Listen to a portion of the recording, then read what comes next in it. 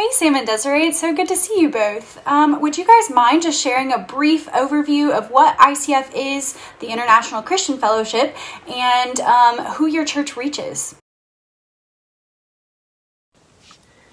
Hey, Katelyn.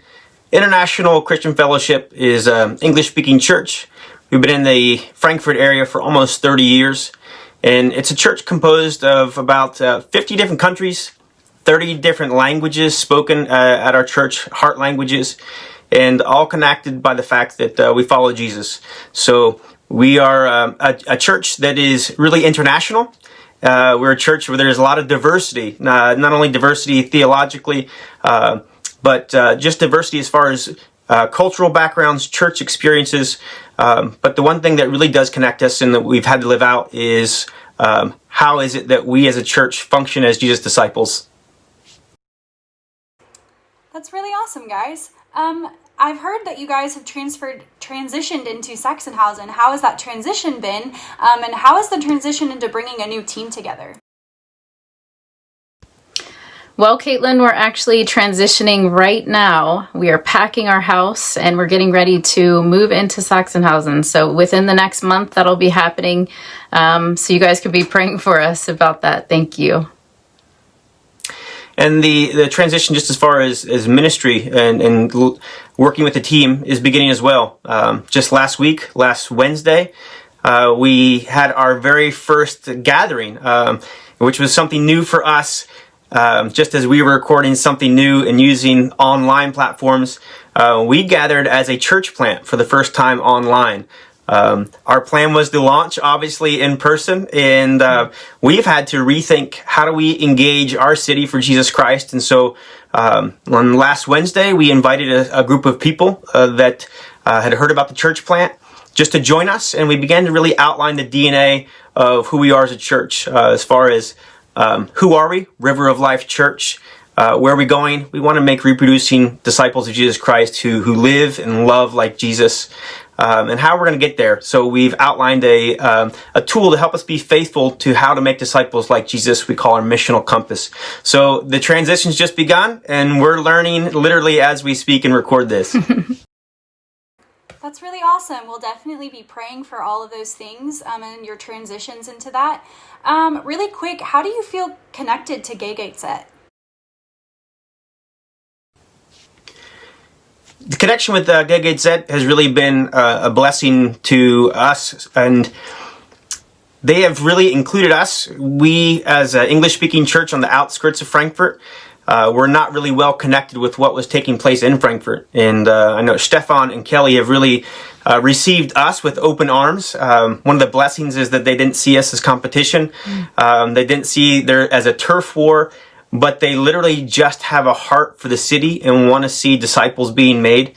They made it very clear that all of us have a part to play. And so I think the connection that we feel is that there's really a kingdom work being done in Frankfurt, and specifically with us looking at Sachsenhausen, is that there's a role for us to play. There's no way that any one of our churches can reach the whole city. And one of the key identity markers that I see in the GZZ is that they want us all participating together. And so I'm excited actually to get more involved. We move to Sachsenhausen in just a little over a month. And so I look forward to the proximity and the closeness of being able to build further relationships with all of those included. I'm so glad that you guys feel so connected and welcomed into Frankfurt. What, really quick, are some ways that we can be specifically praying for you and your transition, and also for you and this new church plant that you guys are taking part in? Katelyn, thanks so much for asking. I think two prayer requests that I have on my heart is just, as I mentioned, the move ahead. There's a lot going on. We are finishing out homeschooling and the kids are actually going back to school. So just all of those transitions for our family, and that the move is smooth into the city. And from a ministry perspective, be praying for this season. We've invited people around us to come and understand the DNA of the church plant.